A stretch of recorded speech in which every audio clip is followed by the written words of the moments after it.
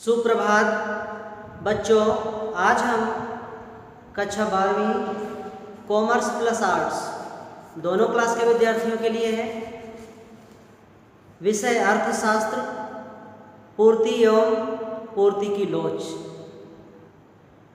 इस टॉपिक को पढ़ेंगे, चित्र द्वारा समझेंगे। पूर्ति का नियम। पूर्ति के नियम में प्रोफेसर वाटसन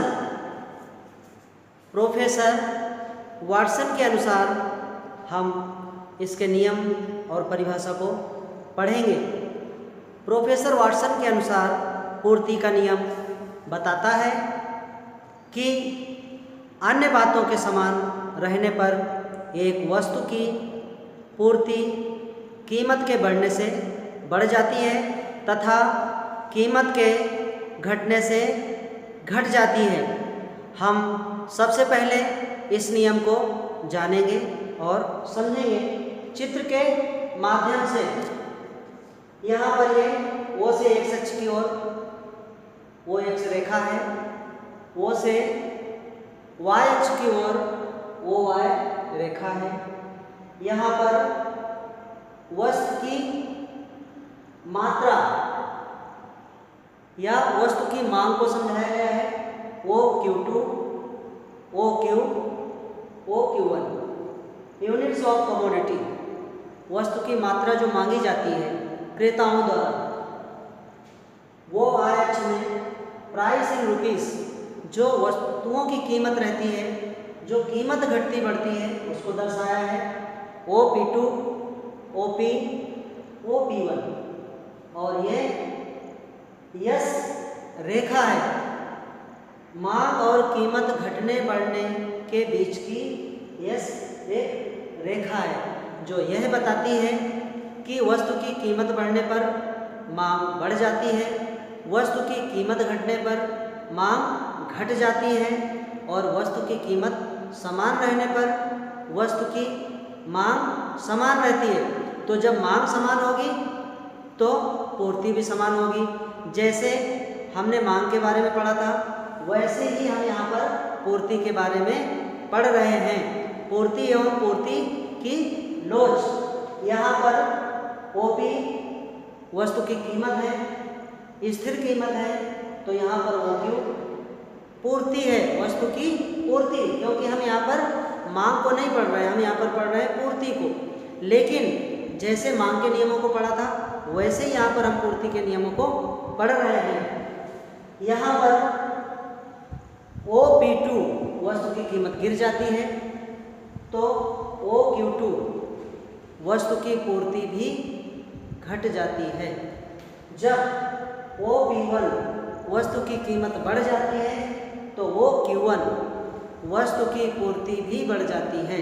यहाँ पर प्रोफेसर ने यह समझाया है कि अगर वस्तु की कीमत बढ़ती है तो पूर्ति भी बढ़ती है और वस्तु की कीमत घटती है तो पूर्ति भी घटती है।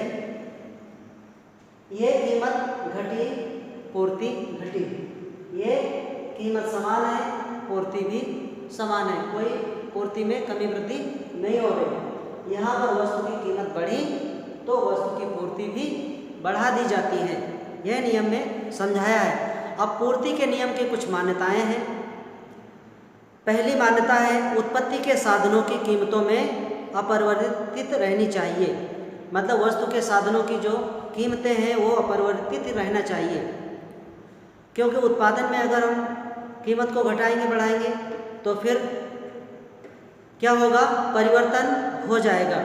क्रेताओं एवं विक्रेताओं की आय में परिवर्तन नहीं होना। क्रेताओं और विक्रेताओं की आय में भी परिवर्तन होता है तो पूर्ति में फर्क पड़ जाता है। फिर है उत्पादन की तकनीक में परिवर्तन नहीं होना चाहिए, क्योंकि उत्पादन की तकनीक में परिवर्तन हो जाएगा तो पूर्ति ऑटोमेटिक बढ़ जाएगी। कमी कर देंगे तो कम हो जाएगी, बढ़ा देंगे तो बढ़ जाएगी। फिर है विचाराधीन वस्तु की कीमत में परिवर्तन नहीं होना चाहिए। कीमत में सूक्ष्म परिवर्तन होने पर भी पूर्ति में परिवर्तन होना चाहिए। इस नियम की एक मान्यता है कि अगर यहाँ पर जरा से भी कीमत में परिवर्तन हो तो पूर्ति में भी परिवर्तन हो जाता है और होना चाहिए। बच्चों, ये पूर्ति को चित्र के माध्यम से कीमत के घटने और बढ़ने पर समझाया गया है। अब हम जानेंगे पूर्ति के नियम के अपवाद। अपवाद ये हैं, जैसे कृषि वस्तुएं ऑटोमेटिक प्रभावित हो जाती हैं, क्योंकि पूर्ति के नियम में है कि परिवर्तन नहीं होना चाहिए, लेकिन कृषि वस्तुएं अपरिवर्तित नहीं रह पाती हैं, परिवर्तित हो जाती हैं प्राकृतिक कारणों से, जैसे बाढ़ के कारण, भूकंप के कारण, अल्पवृष्टि के कारण या अत्यधिक वृष्टि के कारण उसमें परिवर्तन हो जाता है। तो ये अपवाद है पूर्ति के नियम का। नाशवान वस्तुएं, नाशवान मतलब जल्दी नष्ट होने वाली वस्तुएं, तो वहाँ पर भी ये नियम कार्य नहीं करता है। सामाजिक प्रतिष्ठा वाली वस्तुओं पर भी यह नियम कार्य नहीं करता है, क्योंकि प्रतिष्ठा में लोग अनाप शनाप चीज़ों को खरीदते हैं, ज़्यादा मात्रा में खरीदते हैं, तो वहाँ पर पूर्ति घट बढ़ जाती है। अब हम पढ़ेंगे पूर्ति के घट बढ़ के बारे में। जो पूर्ति घटती है, बढ़ती है। बच्चों, हम मांग के बारे में पहले पढ़ा था। मांग में परिवर्तन हो जाता था, मांग घट बढ़ जाती थी एकदम से, या मांग में कोई परिवर्तन नहीं होता था, या वस्तु में जितनी परिवर्तन होता था, वस्तु की कीमत में जितना परिवर्तन होता था उतना ही मांग में परिवर्तन होता था। वैसे ही यहाँ पर हम पूर्ति के नियमों को भी पढ़ेंगे। तो पूर्ति की लोच की कुछ श्रेणियाँ हैं। पहली श्रेणी है पूर्णतया बेलोचदार। पूर्णतया बेलोचदार पूर्ति में अगर वस्तु की कीमत घटती बढ़ती है तो पूर्ति में कोई परिवर्तन नहीं होता है। फिर है पूर्णतया लोचदार पूर्ति। पूर्णतया लोचदार मतलब अगर वस्तु की कीमत में घट बढ़ होगी तो पूर्ति में भी कमी वृद्धि होगी। तीसरा पॉइंट है इकाई लोचदार पूर्ति। इकाई लोचदार पूर्ति का मतलब है कि अगर जितना वस्तु की कीमत में परिवर्तन होगा उतना ही पूर्ति की मात्रा में परिवर्तन होगा, पूर्ति में परिवर्तन होगा, तो इकाई लोचदार पूर्ति होती है। इकाई से अधिक लोचदार पूर्ति, एक पॉइंट है इकाई से अधिक लोचदार पूर्ति। तो यहाँ पर अगर वस्तु की कीमत में जितना परिवर्तन होता है तो उतना परिवर्तन पूर्ति में नहीं होता, या तो कम पूर्ति में परिवर्तन होगा या अधिक पूर्ति में परिवर्तन होगा, तो वह इकाई से अधिक लोचदार पूर्ति कहलाती है। इकाई से कम लोचदार पूर्ति में जितनी वस्तु की कीमत बढ़ती है उससे पूर्ति में और ज़्यादा कम परिवर्तन होता है, तो इकाई से कम लोचदार पूर्ति कहलाती है। बच्चों, पूर्ति में बस आज इतना ही, आगे हम पढ़ेंगे नेक्स्ट वीडियो में।